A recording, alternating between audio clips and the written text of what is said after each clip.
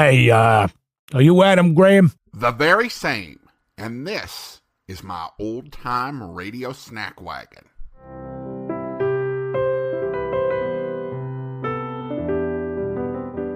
Welcome to the Old-Time Radio Snack Wagon, where we serve up a bite-sized portion of old-time radio.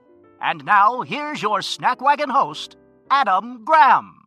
Today's snack comes from a post-World War II program that was inspired by wartime efforts. Of course, many things that were first used in World War II later worked their way into American domestic life. So why couldn't it be like that in entertainment? During the war, with Hollywood fully supporting and embracing the war effort, and most Hollywood stars both willing and expected to do their bit in entertainment, the Armed Forces Radio Service had multiple request series where the best and brightest of the entertainment industry would serve up what was requested in letters sent in by American service personnel. Programs that featured this format in one form or another included GI Journal and Mail Call. But the most famous of these was Command Performance, which we played a clip of earlier in the season.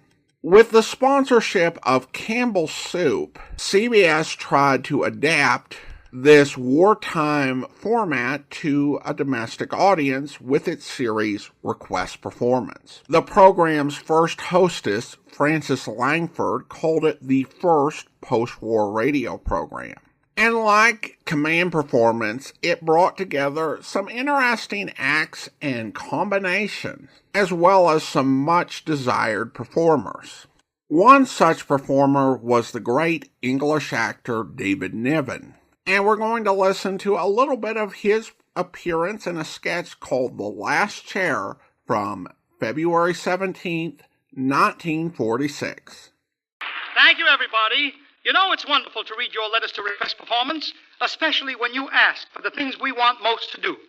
Just a few weeks ago, one of Hollywood's favorite citizens came back from 6 years of overseas service. We mean that fine, young British actor, David Niven.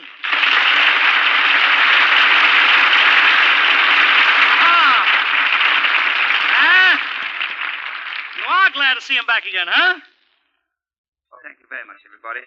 Oh, David, welcome back to Hollywood. You've been away a long time, Dave. David, I hear that over there on the other side you covered quite a bit of territory. Oh, yes, we had to. You know, they say the sun never sets on the British Empire. Think of it, Eddie. In 24 hours, the sun never sets on British territory. Oh, that's nothing. In 24 years, the sun has never set at the Cantor dinner table. But Dave, take your time.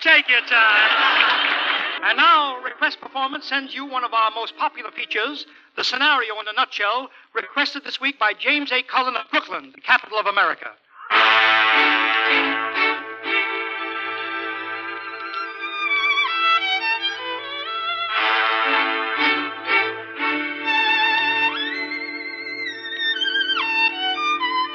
The Last Chair, starring Eddie Cantor as George Alcade and David Niven as the world-famous British violinist Emery Thomas.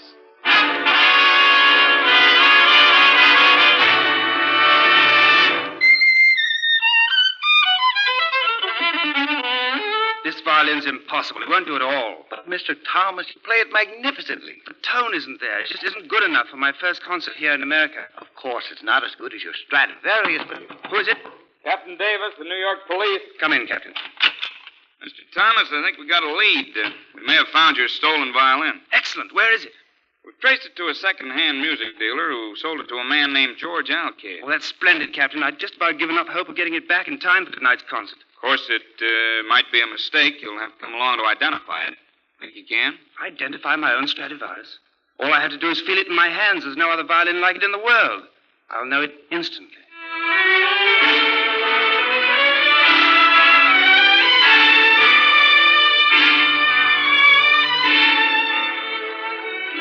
This is the address, all right. George Alcade, first floor rear. Dilapidated-looking place. Captain, will you arrest the man immediately? Well, first we have to make sure it's your violin. We Can't run the risk of a false arrest. Well, in that case, let me go in alone. I'll call you if it is mine. I'll be waiting out here in the hall.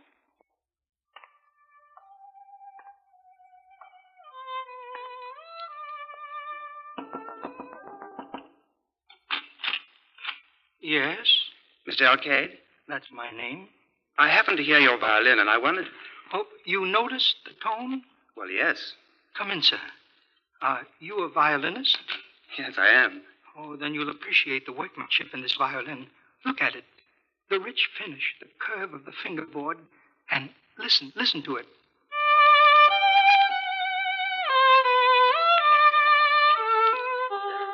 You know, never before could I make a violin sound like that. Tell me, where did you get it? Wasn't I fortunate? My friend, Mr. Zirkin, he runs a second-hand music shop over on 3rd Avenue.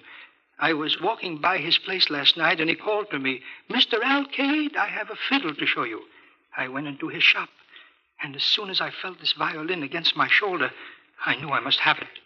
It took all my savings. It's a very old and very expensive violin.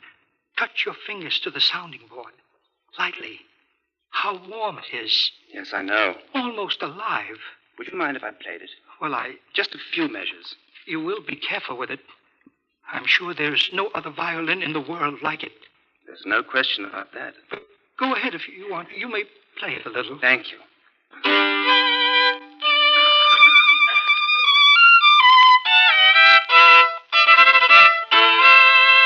You play very well. Thank you. Perhaps I could put in a word for you with my concert master. I don't know him very well, but I think he should hear you. You have talent. What orchestra are you with? Well, I just got the job today, and I'm sure it was this violin that did it. They have turned me down so many times before, but when they heard me this time, I got the job. So this is my opening night, you might say. At last, tonight, I am playing with the New York Philharmonic at Carnegie Hall. You are? Oh, yes. A very important concert. I'm going to accompany the famous British violinist, Emery Thomas. I'll look for you at the concert. Where will you be sitting? I have the last chair in the second violin section. It's not the most important position in the orchestra, of course, but it is the Philharmonic. For an old man, this is the dream of a lifetime come true. You are a musician. You understand. Yes, I understand. More than I can tell you. Goodbye, Mr. Alcade, and success on your opening night. Goodbye, my friend. Well, Mr. Thomas, what about it? Was it your fiddle? Captain, You just say the word, and I'll get it back for you. No, Captain. You were mistaken. That violin belongs to Mr. Alcade.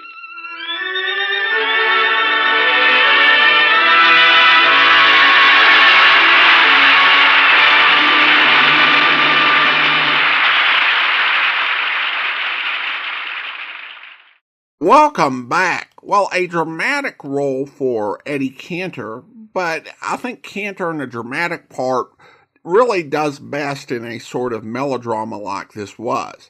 The music really, I think, was the star of the sketch and carries a lot of emotional weight. Credit belongs to Lee Stevens and his orchestra for doing a great job on that. Request performance would only last a couple more months, airing its last episode at Easter time. However, during its brief time on the air, it produced some interesting programs, bringing together combinations and performances unlike anything you'd hear on radio, at least outside of the AFRS. It's time for me to close up the old snack wagon. But don't worry, we'll be back with another serving of old-time radio goodness before you know it. If you want to enjoy some of our longer-form podcasts, you can feast away at my website at greatdetectives.net. Your emails are also welcome at adam@snackwagon.net. The Old Time Radio Snack Wagon comes to you from Boise, Idaho. Your host is Adam Graham. Sound production is by Rhines Media, LLC. You can listen to past episodes of the Old Time Radio Snack Wagon as well as connect on social media at our website at snackwagon.net. Email suggestions for episodes to adam@snackwagon.net. This has been the Old Time Radio Snack Wagon.